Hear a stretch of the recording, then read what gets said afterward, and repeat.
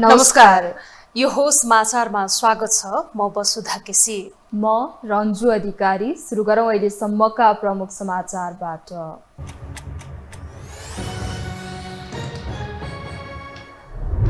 माइती घरबाट न्यायको खोजी, चिकित्सकले पनि रोजे सडक। डाक्टरमाथि आक्रमण गर्नेलाई कारबाही गर्ने गृहमन्त्रीको प्रतिबद्धता।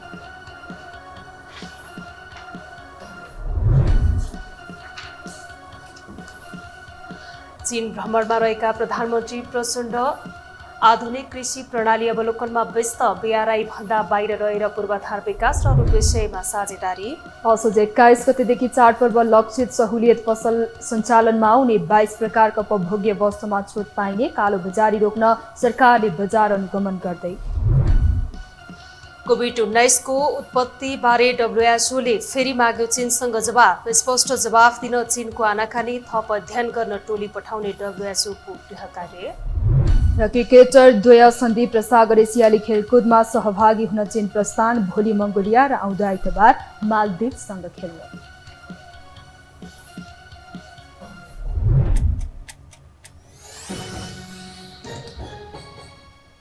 अब समाचार विस्तारमा।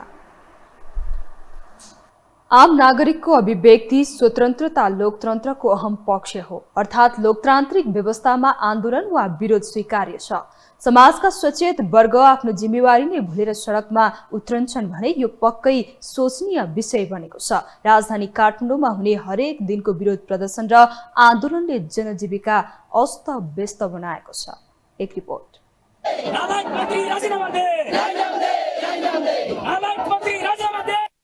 सामुदायिक विद्यालयका शिक्षकहरूको आन्दोलन निरन्तर छ। शिक्षा विधेयकको विरोधमा उत्रिएका आन्दोलनरत शिक्षक र सरकारबीच 6 बुँदे सहमति भए पनि राहत शिक्षकको माग सम्बोधन नभएपछि उनीहरूले आन्दोलनलाई जारी राखेका छन्। विद्यालयको कक्षा कोठामा भेटिने शिक्षकहरू अहिले सडकमा नाराबाजी लगाउने, दिउँसै सडकमै लम्पसार पर्नेदेखि अनेक रचनात्मक शैलीमा सरकारको ध्यानाकर्षण गराउन लागि परेका छन्।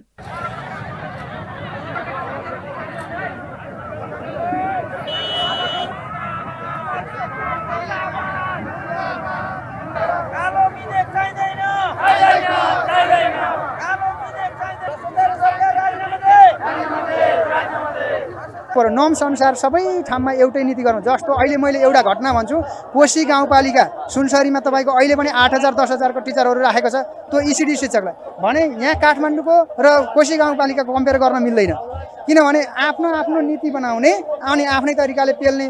3 महिनामा दिने स्यालेरी 6 महिना पनि पुर्याइदिने, शिक्षकको मासिक तलब पनि नदिने। शिक्षकहरूको काठमाडौँ केन्द्रित आन्दोलन सेलाउन नपाउँदै मंगलबारदेखि स्वास्थ्य कर्मीहरूले सडक तताउन थालेका छन्। स्वास्थ्य कर्मीमाथि भइरहेको श्रृङ्खलाबद्ध आक्रमणको विरोधमा सुरक्षाको माग गर्दै चिकित्सकहरू सडकमा निस्किएका हुन्। आफूहरूले सुरक्षित वातावरणमा काम गर्न पाउनुपर्ने माग सहित उनीहरू प्रदर्शनमा निस्किएका छन्।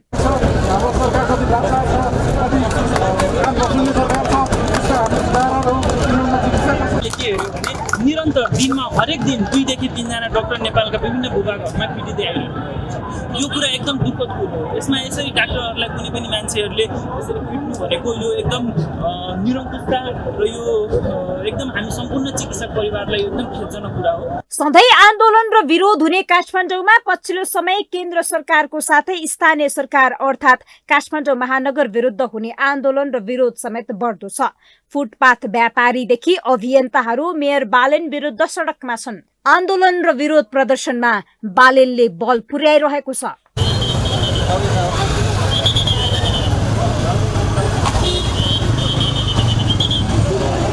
बिहान 2 घण्टा बेलुका 3 घण्टा, त्यो पनि अफिस समयमा होइन। हामीले अफिस समयमा मागेका छौँ, हामी पनि त्यति नलायक छैनौँ।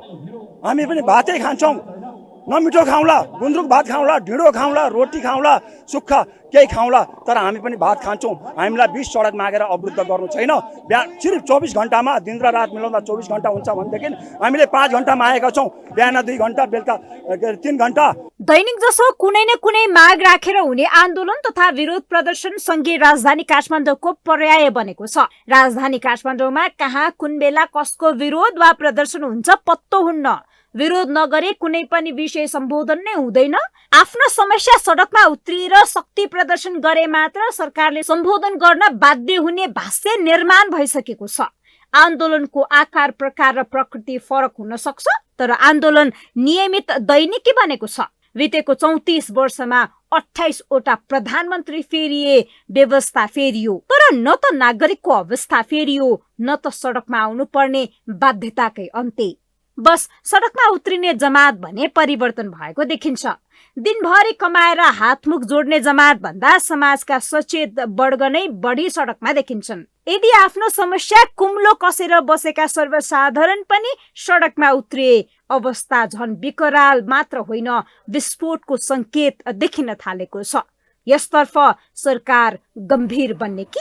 यो हो टेलिभिजनका लागि निम्लेकी शेर्पा, काठमाडौँ। चुनावी बाचा बिर्सिएर काठमाडौँ महानगरपालिकाका मेयर बालेन्द्र शाह दैनिक गुजारा गरिखाने वर्गको गाँस खोज्न उद्धत भएको भन्दै यी लगायतका अभियन्ताहरू 8 दिनदेखि बागदरबारको जवाब खोजिरहेका छन्। तर मेयर बालेनको मौनताले चुनावमा हराउन नसकेका ठूला दलहरूलाई भने बालेन गलाउने मुद्दा यही बनेको छ। एक रिपोर्ट। काठमाडौँ शहर धनीको मात्रै कि गरिबको पनि? यो प्रश्न पछिल्लो 1 हप्तादेखि फेरि बढो चर्चामा आएको छ। कुनै समय काठमाडौँ महानगरपालिकाका मेयर बालेन्द्र शाहलाई चुनाव जिताउन सहभागी भएका आफूलाई यी नामले चिनाउने अभियन्ता अहिले कुनै बालेन विरुद्ध आन्दोलित छन्। अर्थात् चुनावका बेलाको बाचा विपरीत हुँदा खाने कमजोर वर्गको गाँस खोसेर गरिब वर्गमाथि अत्याचार गरेको भन्दै महानगर कार्यालय अगाडि मेयर बालेनको जवाफ उनले खोजिरहेका छन्। तर 8 दिन बितिसक्दा पनि बालेन मस्त निद्रामा छन्। सोमबार बालेनले वार्ताका लागि यीलाई बोलाएका थिए, तर लगत्तै यीले अकस्मात एक नगर प्रहरीले हप्काउँदै राष्ट्रिय सभागृहको पार्किङ लटमा बोलाए पनि 30 मिनट समय माग्दा मेयरले नभेट्ने जवाब फर्काएको सुनाए। के भएको भने एकदम नगर प्रहरी आएर अलिकति हप्काउने शैलीमा चाहिँ मेयरले भेट्न खोजेका छन् भनेर 81 नगर प्रहरी आए होइन। अनि यहाँको नेता को भनेर भने, नेतृत्वकर्ता को भनेर भने, साथीहरूले चाहिँ मलाई देखाइनु भयो होइन। अनि मैले चाहिँ के भने उहाँलाई वार्ता गर्ने हो भने, संवाद गर्ने हो भने त मैले एक्लैले गरेर हुँदैन होइन। हाम्रो अभियानकर्ताहरू जसको कानुनी विशेषज्ञता छ होइन, उहाँ स्वतन्त्र हुनुहुन्छ, तर उहाँको कानुनी विशेषज्ञता छ, सहरी व्यवस्थापनमा के विशेषज्ञता छ, यो एउटा दुईवटा साथीहरू साथमा लिएर वार्ता गर्दा राम्रो हुन्छ। मलाई आधा घन्टा दिनुहोस् भनेर विनम्र अनुरोध गर्दाखेरि चाहिँ के भन्छ, त्यसो भए मेयरले भेट्दैन भनेर अर्को नगर प्रहरीले आएर प्रतिक्रिया जनाइदिए होइन। भित्र गएर चाहिँ यो प्रोपोगेन्डा मचाउने काम भएको छ होइन। आन्दोलनलाई लिएर बालेन र कङ्ग्रेसका महामन्त्री गगन थापा बीच त दोहोरी नै चलेको थियो। थापाले यी लगायत अभियन्ताका मागहरूबारे महानगर प्रमुख बालेनसँग भेटेरै कुरा गर्न कोसिस गरिरहेको र शान्तिपूर्ण रूपमा उठाइएका विषयलाई विशेष महत्त्व दिएर सुन्नुपर्ने बताएपछि शाहले अभियन्ताहरूलाई वार्तामा बोलाउँदा नआएको स्ट्याटस लेखे। लगत्तै उनले के वार्ता हामीले उहाँहरूको नेतासँग गर्नुपर्ने हो भन्दै गगन लक्षित झटारो प्रहार गरे। त्यही आन्दोलनलाई हतियार बनाएर अब राजनैतिक दलहरू समेत बालेन गलाउने रणनीतिमा लागेको देख्न सकिन्छ। मंगलबार मात्रै पनि नेपाली कङ्ग्रेसका केन्द्रीय सदस्य नयनसिंह महर, एमाले नेता सुरेन्द्र पाण्डे लगायतका नेताहरूले यीको आन्दोलनमा ऐक्यबद्धता जनाएका छन्। उनीहरूको आन्दोलनमा ऐक्यबद्धता जनाउन राप्रपा नेपालका अध्यक्ष कमल थापा पनि पुगेका थिए। एमाले अध्यक्ष केपी शर्मा ओलीले समेत नेवारी व्यापार संस्कृतिको अंश भएको बताउँदै महानगरबाट गरिब नभई गरिबी लखेट्नुपर्ने बताउँछन्। चाहिने भन्दा बढी दम्ब नदेखाउन समेत मेयर बालेनलाई ओलीको चेतावनी छ। सडकमै बेच्नुपर्छ भन्ने छैन, विकल्प पनि दिउँ। विकल्प तयार गरिन्जेलसम्म बिहान 5 बजेदेखि 8 बजेसम्मको समय बेच्न दिउँ, बेलुका 6 बजेदेखि 8 बजेसम्मको समय बेच्न दिउँ। बल्ल बल्ल किनेर ल्याएको हुन्छ गरिबले, फ्याँकेर पोखेर समस्याको समाधान हुने होइन। सहर सफा राखौँ, बाटो खुला राखौँ, तर मान्छे मारेर होइन, मान्छेलाई पेलेर होइन, मान्छेलाई रुवाएर होइन। कोही पनि नेपालीले रुन नपर्ने खालको परिस्थिति बनाऊ। अर्को अचम्म त के भयो भने महानगरकी उपमेयर सुनिता डङ्गोलले पनि एक दिनमै यीको खबरदारी बारे बोली फेरेकी छन्। सोमबार मात्रै गरे जति माग सम्बोधन गर्न नभ्याइने बताएकी डङ्गोलले मङ्गलबार भने युवाहरूलाई भेटेर उनीहरूले उठाएका मागको विषयमा आफू सकारात्मक रहेको बताएकी छिन्। यसलाई केन्द्रीय रूपमा नै एउटा युनिफर्म नीति बनाउनु पर्छ, जसले गर्दाखेरि देशैभरिको समस्या समाधान हुन्छ र दिगो रूपमा पनि समस्याको समाधान हुन्छ र महानगरपालिकालाई मात्र दबाब दिएर हुन्छ भन्ने कुरामा चाहिँ हामीले यो यथार्थ पनि हो, त्यसले दिगो समाधान पनि पक्कै पनि ल्याउँदैन। होइन भने यो समस्या धेरै अगाडिदेखि थियो नि, आज हिजो मात्र आएको समस्या होइन। म आफै उपप्रमुखको हिसाबले भनिराख्दाखेरि उपप्रमुखको कार्यकारी भूमिका छैन र त्यो कारणले गर्दा यसै गर्नुपर्छ यो गर्नुपर्छ भन्ने त्यो अधिकार छैन र त्यो कारणले गर्दाखेरि एक्जिक्युटिभ पावर नभएको कारणले गर्दाखेरि मैले अहिले गर्न सक्ने भनेको समन्वय हो र समन्वयकारी भूमिका मैले विगतदेखि पनि गर्दै नै आइरहेको छु र अहिले पनि त्यसलाई निरन्तर प्रयास जारी छ। मेयर हुनु अघि चर्चित र्यापर रहेका बालेनको चुनावी अभियानका बेला गाई बाँध्यो ढुङ्ग्रामा मोही छैन, गरिबको चमेली बोल्दिने कोही छैन निकै चर्चित बनेको थियो। अहिले यीको आन्दोलनमा ऐक्यबद्धता जनाउँदै हिजो फुटपाथबाट लखेटिएकाहरूले अब यही गीत बालेनलाई सुनाउन थालेका छन्। हिजो गरिबको गीत गाउने मान्छे आज किन बन्ठे भयो? बालेन सुनिता तिमीहरूलाई मात्र साथ दिनु के गलत थियो? लगायत प्ले कार्ड बोकेर आन्दोलनमै ऐक्यबद्धता जनाउन उनीहरू पनि पुगेका छन्। यही आन्दोलनलाई हतियार बनाएर बालेन गलाउने रणनीति स्वरूप नै केही व्यवसायी त फुटपाथ व्यवसायमै सक्रिय हुनसम्मको तयारी पनि गरिरहेका छन्। उहाँको 1 मिनट गाडी 2 मिनट रोकिँदाखेरि उहाँले यति ठुलो अभियोगता दिनुभयो नि, तर हाम्रो 17 महिनादेखिको अभियोगता उहाँले सुन्नु भएको छ। सुन्नुभयो? भोकै प्यासे घाम पानी भनेर बसेका छौँ। हामीले छोराछोरीको भाडा घर भाडा तिरेका छैनौँ। घरबेटीले घर जा भन्छ, घरमा बस्नु छैन, जग्गा जमिन छैन गरेर खाउँ भनेदेखि छोराछोरीको भविष्यको राम्रो हुन्छ कि भनेर हाम्रो नेपालभरिका 77 जिल्लाबाट आएका छौँ। यीको आन्दोलनमा पछिल्लो समय भने राजनैतिक रङ देखिन थालेको छ। चुनावमा जनमतले हराउन नसकेका ठूला दलहरू अब यीको आन्दोलन मार्फत बालेन गलाउने रणनीतिमा लागेको देखिन्छ। हिजो बालेनले फुटपाथ खाली गराउनु गल्ती थिएन, तर दैनिक गुजारा गरी खाने वर्गको व्यवस्थापन नगराई खाली गराउनु गल्ती थियो। लोकतन्त्रमा बोल्न पाइन्छ भन्ने बालेन नै अहिले प्रश्न र खबरदारीबाट पन्छिन खोजिरहेका छन्। वार्ताको माध्यमबाट समस्या समाधान गर्नुको साटो भेट समेत नदिई शासन चलाउन खोजे त्यो बालेनका लागि नै प्रत्युत्पादक बन्ने निश्चित छ। यो हो टेलिभिजनका लागि धर्मराज भट्ट, काठमाडौँ। पेसाले नै बौद्धिक मानिने शिक्षकहरू अहिले आन्दोलनका क्रममा सडकमा छन्। उनीहरूले गरिरहेको आन्दोलन नेपालको परम्परागत आन्दोलनभन्दा फरक देखिन्छ। उनीहरूको आन्दोलनमा मुठभेड शून्य तर रचनात्मक क्रियाकलाप बढी देखिन्छ। एक रिपोर्ट। सामान्यतः नेपालमा आन्दोलन भन्नासाथ उग्र ढुङ्गामुढा र मुठभेड जस्ता संस्कार प्रचलनमा छ, तर 7 दिनदेखि शिक्षकहरूले गर्दै आएको आन्दोलनमा भने नेपालीहरूले देख्दै र भोग्दै आएको गतिविधि भन्दा फरक दृश्य देखिन्छ। शिक्षकहरूको आन्दोलन रचनात्मकसँगै मनोरञ्जनपूर्ण प्रस्तुतिले देशको ध्यान तानेको छ, जसले गर्दा शिक्षक महासंघको असोज 5 गते अपराह्न सरकारसँग 6 बुँदे सहमति सफल भएको छ। आन्दोलनमा देखिएका रचनात्मक प्रस्तुतिकै कारण केही शिक्षक भाइरल समेत बनेका छन्। तिमीलाई कसले पढायो? हामी जस्ता गुरुले। मन्त्री कसले बनायो? हामी जस्ता गुरुले।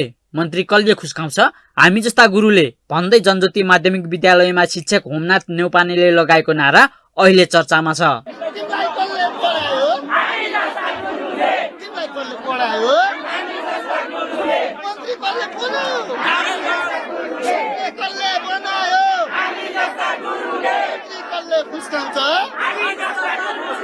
भाइरल शिक्षक नेउपाने अहिले आफ्नो काममा फर्किसकेका छन्, तर उनी जस्तै शिक्षकका अर्को तबका भने 4 दिन अघिको उनकै जस्तो दैनिकी अपनाइरहेका छन्। सँगै आन्दोलन सुरु गरेका शिक्षकहरूमा पनि अहिले टुटफुट देखिएको छ।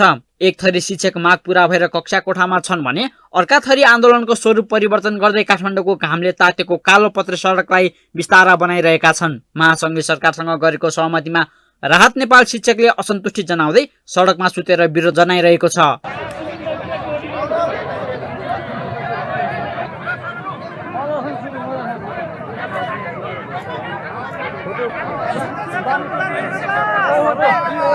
गत बुधबारदेखि जारी शिक्षकहरूको आन्दोलनमा यस्ता रोचक दृश्य कयौं देखिएका छन्। सडकमा सुत्नेदेखि नाचगानमा पनि रमाइरहेका नेपाल राहत शिक्षक अझै पनि आन्दोलनमा नै छ। रोगदेखि शोकसम्म सबै भाइरल हुने समय हुँदा उनीहरूलाई आन्दोलनको मुद्दाका नारामा भन्दा ज्यादा मनोरञ्जन र भाइरल हुने होडबाजी चलेको भन्ने आक्षेप पनि लाग्न थालेको छ। देशैभरिबाट आन्दोलनमा आएका शिक्षकहरूमा पनि विविधता देखिएको छ। शिक्षकहरूको छाता संगठन महासंघले सरकारसँग मिलेर आफूहरूलाई धोका दिएको भन्दै उनीहरूले सडक छोडेका छैनन्। महासंघ भनेको सरकारकै इसारामा काम गर्ने रहेको बुझेका उनीहरूले विश्वास तोडेको बताएका छन्। महासंघ भनेको एउटा यस्तो संस्था रहेछ कि जो सरकारसित नै जोडिएर सरकारकै सरसल्लाहबाट काम गर्ने रहेछ हामीले बुझ्यौँ। त्यसले हामी निमुखा शिक्षकहरू जो पेशागत हकिकतबाट पूर्व मेचीदेखि पश्चिम महाकालीसम्मका शिक्षकहरू यहाँ आयो, यहाँहरूको विश्वास जो थियो त्यो तोड्यो र अन्त्यमा 3 दिनसम्म यहाँ करायौँ, आन्दोलन गर्यो। विभिन्न आफ्नो आर्थिक र यो भौतिक लगानी परिश्रमका बावजुद पनि फेरि धोका दिएर हामीलाई सडकमा छोडेर गयो। विगतका आन्दोलनमा जस्तो ढुङ्गामुढा गर्ने, रेलिङ भाँच्ने, प्रहरीलाई दुर्व्यवहार गर्ने काम शिक्षकहरूको आन्दोलनमा देखिएको छैन। उनीहरूले एउटा बौद्धिक आन्दोलनको रूपमा आन्दोलनलाई अगाडि बढाएका छन्। यति भन्दै गर्दा बल्ल तल्ल अलिअलि हरियाली देखिन थालेको काठमाडौँ सडक वरपरका दुबो ध्वस्त पारेकोमा भने उनीहरूको आलोचना पनि भएको नै छ। तर यदि यस्तै आन्दोलन दलका नेता वा कार्यकर्ताहरूले गरेका भए परिदृश्य केही फरक देखिने पक्का थियो। यो टेलिभिजनका लागि निरज कोइराला, काठमाडौँ। सरकारले चिकित्सक तथा स्वास्थ्य कर्मीहरूमाथिको आक्रमणमा संलग्नहरूलाई कारबाही गर्ने भएको छ। उपप्रधानमन्त्री तथा गृहमन्त्री नानकाजी श्रेष्ठले सुरक्षा सम्बन्धी ऐन 2066 अनुसार स्वास्थ्य कर्मी तथा स्वास्थ्य संस्थामाथि आक्रमण गर्नेमाथि कारबाही गर्ने प्रतिबद्धता जनाउनु भएको हो। मणिपाल शिक्षण अस्पताल पोखरा लगायतका स्थानमा स्वास्थ्य कर्मीमाथि आक्रमण भएपछि चिकित्सकहरू आज आन्दोलनमा उत्रिएका थिए। सांघातिक आक्रमण र स्वास्थ्य संस्थामा अस्वाभाविक हुलहुज्जत र गुन्डागर्दी बढेको भन्दै नेपाल चिकित्सक संघले विज्ञप्ति निकाल्दै आपत्ति जनाएको थियो। आज गृह मन्त्रालयमा भएको छलफलमा हरेक स्वास्थ्य संस्थामा उपचार बारे कुनै गुनासो भए उजुरी गर्ने, पेटिका राख्ने र कानुन हातमा लिने प्रयास गरे कारबाही बारे सूचना राख्न पनि सरकार तयार भएको छ। साथै अहिले जहाँ जहाँ घटना भएको छ त्यसमा संलग्नहरूलाई ऐन अनुसार नै कारबाही गर्ने गृहमन्त्री श्रेष्ठले प्रतिबद्धता जनाएको चिकित्सक संघका अध्यक्ष डाक्टर अनिल विक्रम कार्कीले जानकारी दिनुभयो। बैठकमा उपप्रधानमन्त्री तथा गृहमन्त्री नानकाजी श्रेष्ठ, स्वास्थ्य मन्त्री मोहन बस्नेत, नेपाल मेडिकल काउन्सिल, चिकित्सक संघ, नर्सिङ संघ लगायतका प्रतिनिधिको उपस्थिति थियो।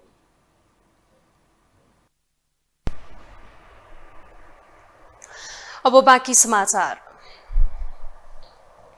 प्रधानमन्त्री पुष्पकमल दाहाल प्रचण्डले चीन नेपाल रेल परियोजना नेपालीहरूको साझा सपना भएको बताउनु भएको छ। चीन भ्रमणका क्रममा प्रधानमन्त्री दाहालले चिनिया सरकारी सञ्चार माध्यममा प्रतिक्रिया दिनुहुँदै नेपाली जनताले नेपाल चीन रेल परियोजना छिटो भन्दा छिटो निर्माण भएको देख्न चाहेको बताउनु भएको हो।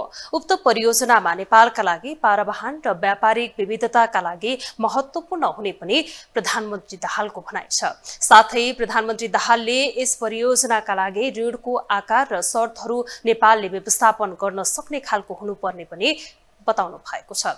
प्रधानमन्त्री दाहालकै चीन भ्रमणका क्रममा आजबाट बेजिङबाट जारी संयुक्त वक्तव्यमा पनि सीमापार रेल मार्गको सम्भाव्यता अध्ययनलाई तीव्रता दिने उल्लेख छ। यस्तै प्रधानमन्त्री प्रचण्ड आज छोङसिङ पुग्नु भएको छ। छोङसिङ नगरका उपप्रमुख डाङ याङजिन र चाङ गौजीले छोङसिङ विमानस्थलमा स्वागत समेत गरेका थिए।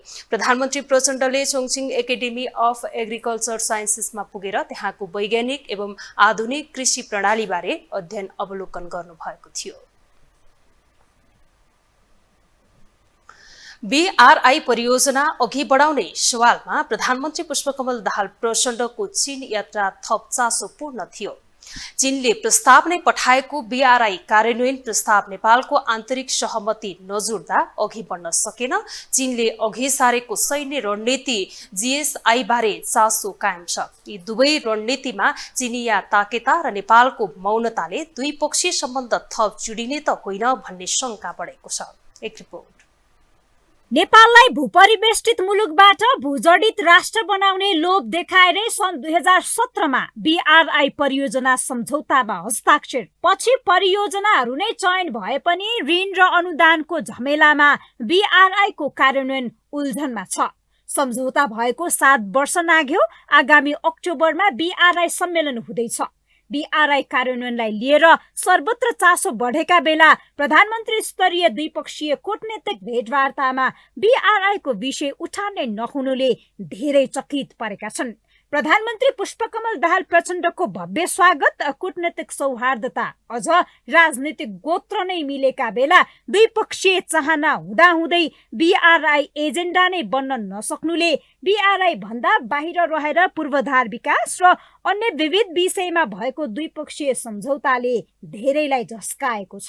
BRI प्रोजेक्टलाई फाइनलाइज गर्न कन्सल्टेसन प्रोसेस अथवा त्यसको टेक्स्ट अथवा त्यसका सहमतिहरूलाई अन्तिम रूप दिन तीव्र बनाउने छन् छलफलको प्रक्रिया भनेर भनिएको छ र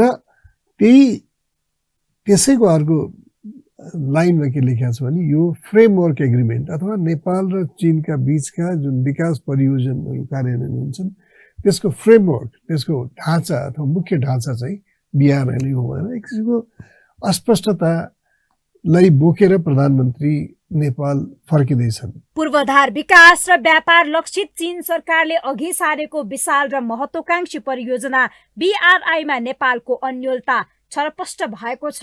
क्षेत्रीय सहयोग र कनेक्टिभिटीमा रेल र सडक सञ्जालको सपना देखे पनि साकार हुने सम्भावना झन्झन क्षीण हुँदै गएको छ। BRI पछि चीनले अघि सारेको सैन्य रणनीति ग्लोबल सेक्युरिटी इनिसिएटिभ GSI मा नेपालको सहभागितामा चीनको प्रस्ताव पुरानो हो। तत्कालीन राष्ट्रपति विद्यादेवी भण्डारीले नेपाल यसमा सहभागी हुने इच्छा समेत प्रकट गरेकी थिइन्। यो विषयमा पनि नेपाल मौन छ, तर चीनको ताकेता कायम छ। अब चीनको चाहिँ विश्व नै जित्ने यदि योजना छ भने त्यो ठिक छ, जित्नुहोस्, तर हामी सँगै हुँदैन। हामी त तपाईँ र हामी मित्र भएर बसौँ, तपाईँको पनि सुरक्षा हामीले गर्छौँ, तपाईँ पनि हाम्रो मित्रता गर्नु, हाम्रो विकासमा मद्दत गर्नु भन्ने मात्रै हो। त्यसैले त्यसमा चाहिँ GSI मा चाहिँ किन गरेर भन्नुभयो, त्यो राष्ट्रको हितमा हो। किनभने अन्तर्राष्ट्रिय ठाउँमा अन्तर्राष्ट्रिय क्षेत्रमा चीनको हामी पार्टनर या रणनीति पार्टनर हो भनेर त हुँदै होइन। Belt and road initiative BRI मार्फत विश्व बजार प्रवेश गर्ने चीनको चाहनामा नेपाल फेरि बाधक बनेको छ। BRI को भविष्य अमेरिकी सहयोग परियोजना MCC कार्यान्वयनमा गइसकेको अवस्थामा चीन सरकारको सैन्य रणनीति समेत चासो बढेको छ। ससाना झिटी झम्टे सम्झौतामा महत्त्वपूर्ण भ्रमण सकाएर प्रधानमन्त्री प्रचण्ड स्वदेश फर्किँदै गर्दा ऋण र अनुदानको उल्झनमा रहेको BRI सैन्य रणनीतिको सवालदेखि चुच्चे नक्सामा कसरी जवाफ दिन्छ चासो बढेको छ। यो हो टेलिभिजनका लागि निम्लेकी शेर्पा, काठमाडौँ। नेकपा एमाले बागमती प्रदेशले भूगोल कमिटीमा रहेका नेताहरू अधिकांश समय काठमाडौँ उपत्यकामै बस्दा समस्या भएको निष्कर्ष निकालेको छ।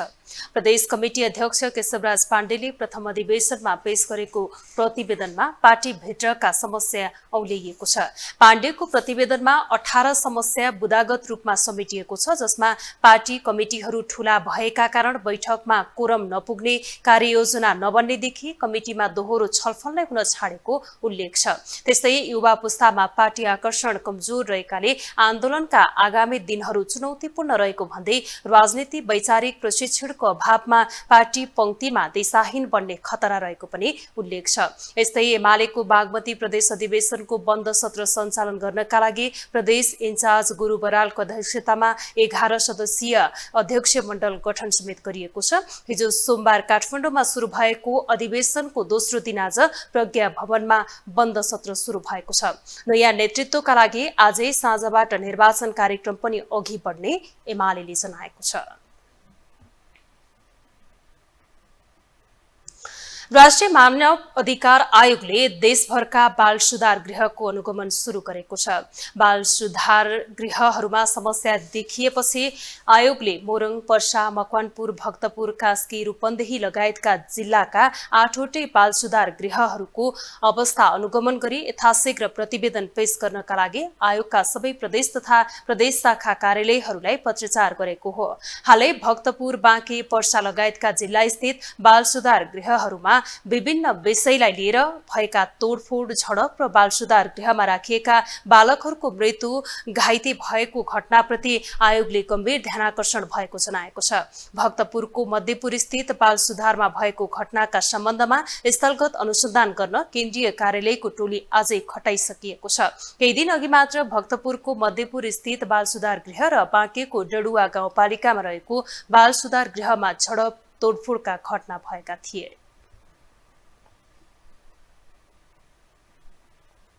हामीसँग समाचार बाँकी नै छन्, अहिलेलाई विश्राम।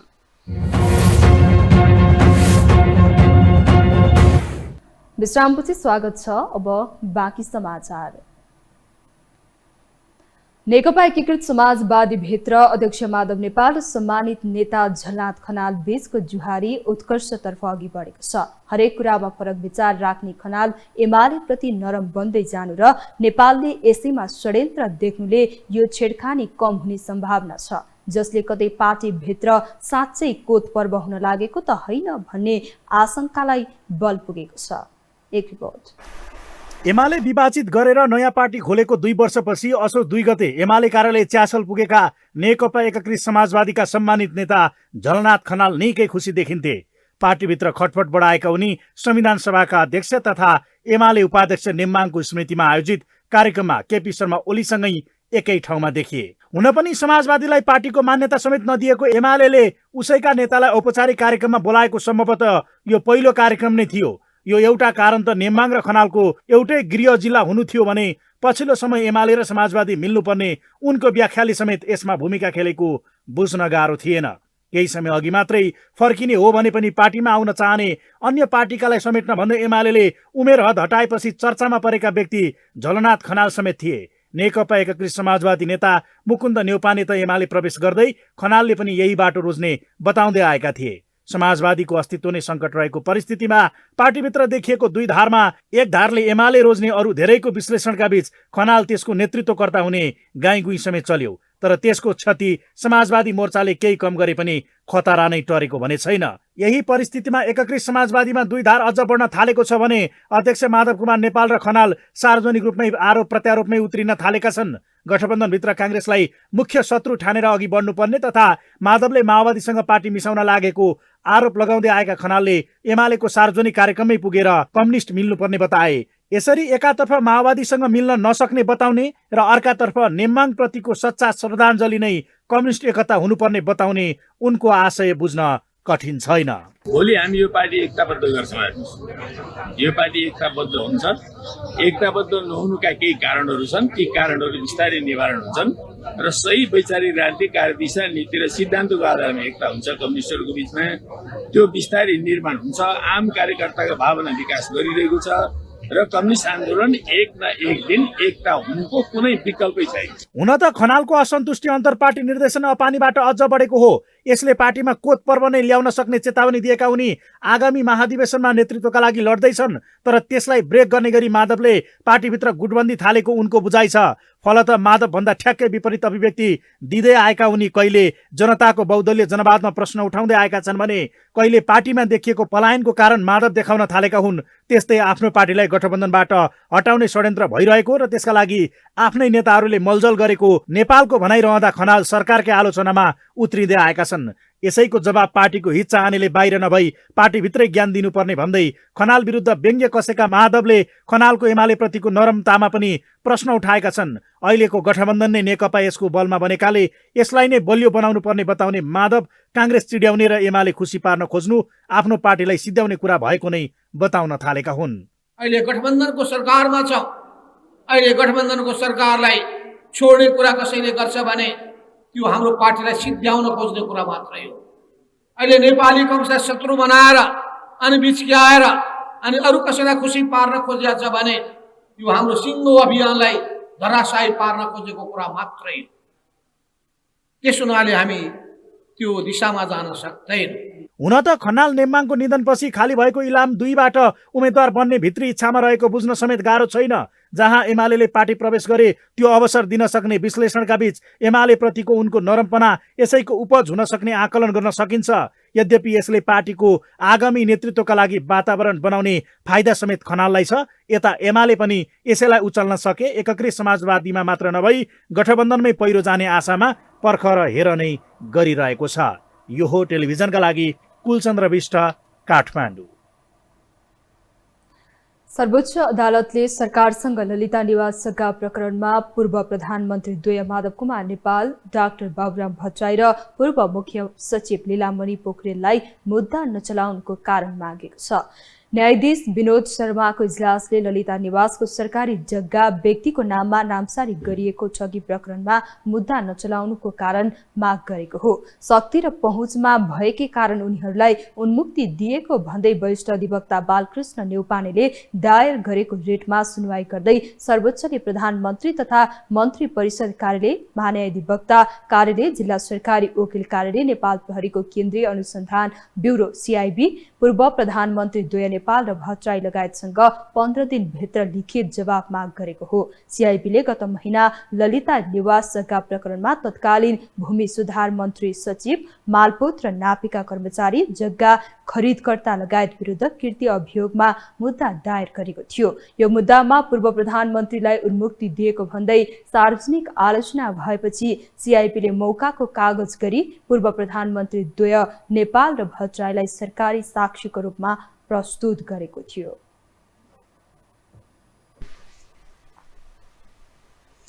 अब बाँकी समाचार। 60 किलो सुन प्रकरणमा संलग्न प्रतिवादीहरूको बयान आज सकिएको छ। आज प्रहरीको नियन्त्रणमा रहेका 26 जनाको बयान सकिएको जिल्ला अदालत काठमाडौँले जनाएको छ। काठमाडौँ जिल्ला अदालतका न्यायाधीश माधव प्रसाद मैनालीको इजलासमा 26 जना प्रतिवादीको बयान सकिएको हो। सुन प्रकरणमा भोलिबाट थुनछेक बहस सुरु हुनेछ। जिल्ला सरकारी वकिल कार्यालय काठमाडौँले 3 जना फरार सहित 29 जनालाई प्रतिवादी कायम गरेर अदालतमा मुद्दा दायर गरेको थियो। राष्ट्रिय प्रजातन्त्र पार्टी राप्रपाका अध्यक्ष राजेन्द्र लिङदेनले सार्वजनिक लेखा समितिले लेखा परीक्षण गर्नेहरू वित्तीय अनुशासनमा भए नभएको विषयमा छानबिन गर्न आवश्यक रहेको समेत बताउनु भएको छ। आज प्रतिनिधि सभा अन्तर्गतको सार्वजनिक लेखा समिति बैठकमा बोल्दै अध्यक्ष लिङदेनले महालेखा परीक्षकहरूले अङ्कमा बेरोजु देखाउने मात्रै नभएर जवाबदेही बन्नुपर्ने बताउनु भएको हो। अध्यक्ष लिङदेनले हरेक वर्ष उच्च रूपमा बेरोजु बढ्नुको प्रमुख कारण समेत महालेखा परीक्षकले छुट्याउन आवश्यक रहेको समेत बताउनु भयो। तर त्यो बेरोजुको जिम्मेवारहरू चाहिँ माथिल्लो निकायमा जाने र अर्कोले पनि बेरोजु थप्दै जाने, बढ्दै जाने, हामीले अङ्क मात्रै देखाइदिने हो कि जवाबदेही पनि बनाउने र जवाबदेही बनाउन के कुराले चाहिँ नि रोक्यो भने अघि पनि यहाँ कुरा उठेको थियो, यो वर्षको बेरोजु अर्को वर्ष चाहिँ फर्स्टेड भएको रहेछ भने को जिम्मेवार, के कुरा रोकिने हो, के सुविधाबाट कसलाई वञ्चित गरिने हो भन्ने कुराहरू आउन सक्यो भने मलाई राम्रो हुन्छ भन्ने चाहिँ लाग्छ। र अर्को चाहिँ अब यो लेखा परीक्षण हामीले वित्तीय अनुशासन कायम गर्ने प्रयोजनको लागि भनेर चाहिँ यो भन्छौँ, तर यो लेखा परीक्षणमै सामेल मानिसहरू पनि कतिको वित्तीय अनुशासनमा छन् कि छैनन्, यो चिज पनि कहिलेकाहीँ हामीले चाहिँ सुन्छौँ। अध्यक्ष लिङदेनले महालेखाले बेरोजु देखाउने तर जवाबदेही व्यक्ति माथिल्लो निकायमा गएर थप बेरोजु थप्दै जान दिनु नहुने समेत बताउनु भयो। हनुमान ढोकामा इन्द्रजात्राको लिङ्गो आज ठड्याइएको छ। बिहान 10:37 इन्द्र ध्वजोत्थान गरिएको हो। काठमाडौँको हनुमान ढोकामा इन्द्र ध्वज सहित लिङ्गो ठड्याइएपछि इन्द्रजात्रा सुरु भएको छ। हनुमान ढोकामा रहेको लिङ्गो ठड्याएपछि इन्द्रजात्रा सुरु हुने प्रचलन रहेको छ। इन्द्रजात्रालाई नेपाल भाषामा यास भनिन्छ। यो भनेको कान्तिपुर नगर र यस भनेको मुख्य जात्रा हो। इन्द्रजात्राका बेला इन्द्रजात्रा सम्बन्धी सबै देवी देवता पनि सार्वजनिक प्रदर्शनका लागि बाहिर ल्याउने चलन रहेको छ। इन्द्रजात्रा काठमाडौँ लगायत ललितपुर, भक्तपुर, धुलीखेल, दोलखा लगायतमा स्थानमा वर्षा र सहकालका देवता इन्द्रको पूजा आराधना गरी परम्परागत रूपमा नेवारी समुदायले मनाउने जात्रा हो। यसलाई यहाँ पुही पनि भनिन्छ। इन्द्रजात्राको प्रमुख कार्य नै लिङ्गो ध्वजा स्थापना गर्ने हो। 12 दिनदेखि 12औं शताब्दीदेखि 18औं शताब्दीमा निर्मित थुप्रै मठ मन्दिरले सजिएको हनुमान ढोका दरबार क्षेत्र यो जात्राको उद्गम स्थल मानिन्छ। भाद्र शुक्ल पक्ष एलन्थ द्वादशीका दिन इन्द्रध्वजोत्थानबाट सुरु भई एलङ्गा चौथी अर्थात् इन्द्रध्वज पतनसम्म 8 दिन विभिन्न नाचगान रथ यात्रा गरी यो जात्रा सम्पन्न गरिन्छ। इन्द्र जात्रा यायाको अवधिमा यही असोज 11 गतेदेखि काठमाडौँका विभिन्न सडकमा गाडी आवागमन प्रभावित हुने भएको छ। अब पालो आर्थिक समाचारको।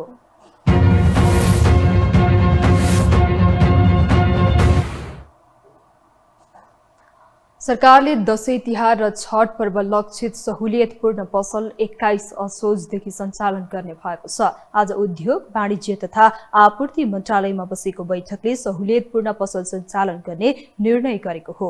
दशैं तिहार र छठ पर्वका लागि 21 असोजदेखि सञ्चालन हुने सहुलियतपूर्ण पसलमा उपभोक्ताले 50 रुपियाँसम्म छुट पाउने मन्त्रालयका सहसचिव गजेन्द्र ठाकुरले जानकारी दिनुभयो। 3 मङ्सिरसम्म सञ्चालन हुने सहुलियतपूर्ण पसलमा 22 प्रकारका उपभोग्य वस्तुमा छुट पाइने मन्त्रालयले जनाएको छ। सहुलियत पसलमा खाद्य व्यवस्था तथा व्यापार कम्पनी, साल ट्रेनिङ, दुग्ध विकास संस्थान लगायतले खाद्यान्न, तेल, दाल, गेडागुडी सहुलियतपूर्ण मूल्यमा उपलब्ध गराउने मन्त्रालयले जनाएको छ। खाद्य व्यवस्था तथा व्यापार कम्पनी, साल ट्रेनिङ र दुग्ध विकास संस्थान गरी 3वटा निकायले 98 स्थानमा सहुलियतपूर्ण पसल सञ्चालनमा ल्याउने मन्त्रालयले जानकारी दिएको छ।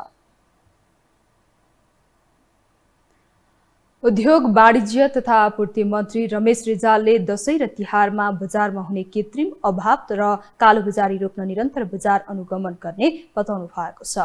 आज नेपाल एलपी ग्यास उद्योग संघको 28औं वार्षिक साधारण सभालाई सम्बोधन गर्दै उहाँले सरकारको तर्फबाट यस अवस्थामा ग्यास आपूर्तिको श्रृङ्खलालाई टुट्न नदिने र निरन्तर बजार अनुगमन गर्ने बताउनु भएको हो। उहाँले जीवाश्म इन्धनको प्रयोगलाई बिस्तारै घटाउँदै लैजानुपर्ने समेत बताउनु भयो।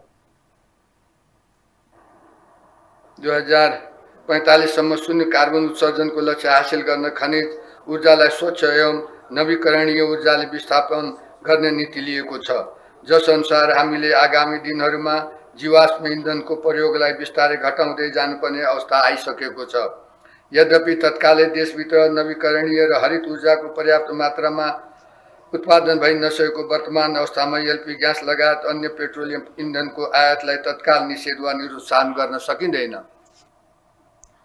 मन्त्री रिजालले उद्योगीहरूले व्यावसायिक निष्ठा कायम राख्दै ग्यास उद्योग मर्यादित, व्यवस्थित र सुरक्षित उद्योगको रूपमा विकास गर्न आग्रह समेत गर्नुभयो।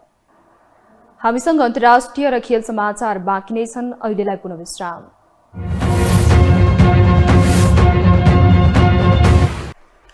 विश्रामपछि स्वागत छ। अब पालो अन्तर्राष्ट्रिय समाचारको।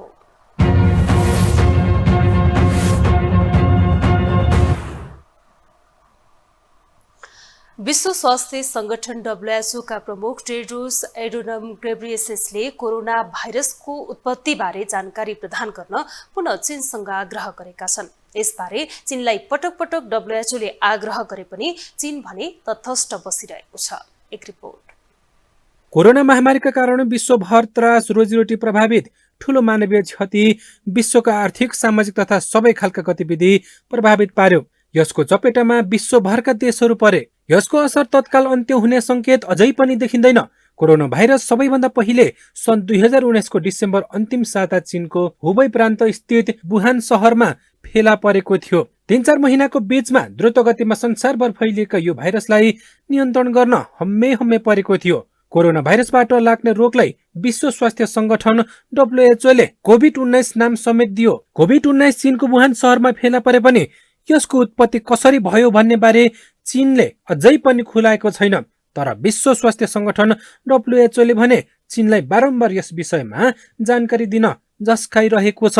विश्व स्वास्थ्य संगठन WHO का प्रमुख टेड्रोस अधानोम घेब्रेयेससले चीन समक्ष कोरोना भाइरसको उत्पत्तिबारे जानकारी प्रदान गर्न पुनः आग्रह गरेका हुन्। उनले आर्थिक अखबार फाइनेन्सियल टाइम्ससँगको कुराकानीका क्रममा आफूले चिनिया अधिकारीहरूसँगको द्विपक्षीय छलफलमा कोरोना भाइरसको उत्पत्तिबारे जानकारी गराउन आग्रह गरेको बताएका हुन्। विश्वका औषधि उत्पादन कम्पनीहरूले कोरोना भाइरसका नयाँ भेरिएन्ट विरुद्ध खोपको प्रभावकारी वृद्धि गर्ने प्रयास गरिरहेको बेला WHO प्रमुखको यस्तो भनाइ आएको हो। WHO ले यसअघि नै चीन समक्ष लिखित रूपमा कोरोना भाइरसको उत्पत्तिबारे आफूलाई सूचना दिन आग्रह गरेको उनको भनाइ छ। उनले चीन सहमत भएको खण्डमा कोरोना भाइरसबारे थप अध्ययन गर्न WHO ले एउटा टोली त्यसतर्फ पठाउन पनि तयार रहेको जनाए। उनले यसअघि पनि पटक पटक चीन समक्ष कोरोना भाइरसको उत्पत्तिबारे जानकारी दिन आग्रह गर्दै आएका छन्। चीनको वुहान शहरमा देखा परेको यस महामारीले विश्वभर 69 लाख भन्दा धेरै मानिसहरूको मृत्यु भइसकेको छ। यो हो टेलिभिजनका लागि मिङमा शेर्पा, काठमाडौँ। अजरबैजानको नागोर्नो काराबाखमा रहेको एक इन्धन डिपोमा विस्फोट हुँदा 20 जनाको ज्यान गएको छ। डिपोमा विस्फोट हुँदा 300 जना भन्दा धेरै घाइते भएको अर्मेनियाली अधिकारीहरूलाई उद्धृत गर्दै बीबीसीले जनाएको छ। 300 जना मानिसहरूलाई अस्पतालमा भर्ना गरिएकोमा कयौंको अवस्था गम्भीर रहेको समाचार बाहिरिएका छन्। नागोर्नो काराबाख क्षेत्रमा पर्याप्त अस्पताल नहुँदा उपचारमा समस्या भएको बताइएको छ। विस्फोट के कारणले भएको हो भन्ने अझै स्पष्ट भइसकेको छैन। विवादित नागोर्नो काराबाख क्षेत्रमा 1,20,000 जना जातीय अर्मेनियालीहरूको बहुमत रहेको छ। गएको हप्ता अजरबैजानले नागोर्नो काराबाख कब्जा गरेपछि घरबार विहीन भएका धेरैजना अर्मेनिया प्रस्थान गरेका छन्। अर्मेनिया सरकारले घरबार विहीनहरूलाई शरण दिने बताएको छ।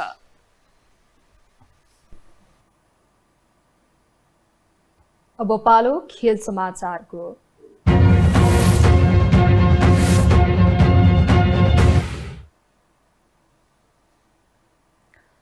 नेपाली राष्ट्रिय टोलीका क्रिकेटर द्वय सन्दीप लामिछाने र सागर ढकाल एसियन गेम्सका लागि चीन प्रस्थान गरेका छन्।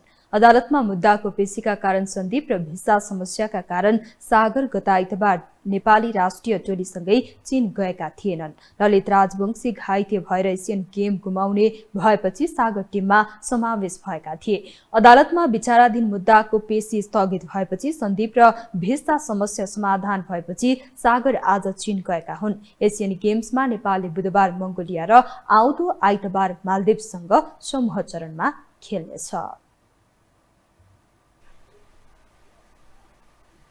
खेल समाचारसँगै हामी यो समाचारको अन्त्यमा आइपुगेका छौं। बिदा हुनुअघि अहिलेसम्मका प्रमुख समाचार पुनः एकपटक।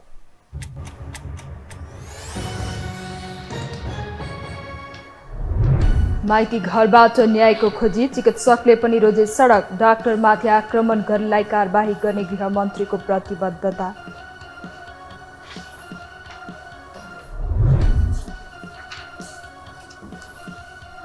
चीन भ्रमणमा रहेका प्रधानमन्त्री प्रचण्ड आधुनिक कृषि प्रणाली अवलोकनमा व्यस्त, BRI भन्दा बाहिर रहेर पूर्वाधार विकास र अरू विषयमा साझेदारी। असोज 21 गतेदेखि चाडपर्व लक्षित सहुलियत पसल सञ्चालनमा आउने 22 प्रकारका उपभोग्य वस्तुमा छुट पाइने, कालो बजारी रोक्न सरकारले बजार अनुगमन गर्दै। कोभिड-19 को उत्पत्ति बारे WHO ले फेरि माग्यो चीनसँग जवाफ। स्पष्ट जवाफ दिन चीनको आनाकानी, थप अध्ययन गर्न टोली पठाउने WHO को गृह कार्य। र क्रिकेटर द्वय सन्दीप र सागर एसियाली खेलकुदमा सहभागी हुन चीन प्रस्थान, भोलि मङ्गोलिया र आउँदो आइतबार मालदिप्ससँग खेल्ने।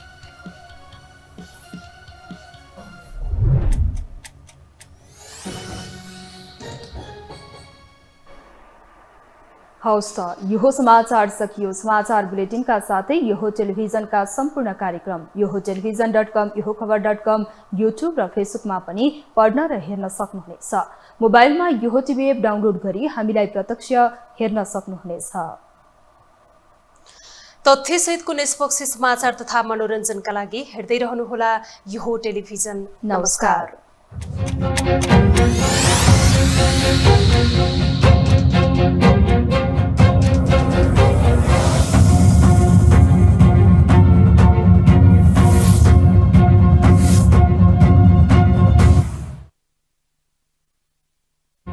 यो हो समाचारका साथमा have any sort of health issues, do visit Norvik International Hospital, Thapatali. Shri Laligurans बहुउद्देश्यीय सहकारी संस्था लिमिटेड, मुख्य कार्यालय Pulchowk Lalitpur. Manaslu World College, a home for future leaders. Chavo Hill, Kathmandu. Maruti Cement. थियौं छौं र रहिरहनेछौं।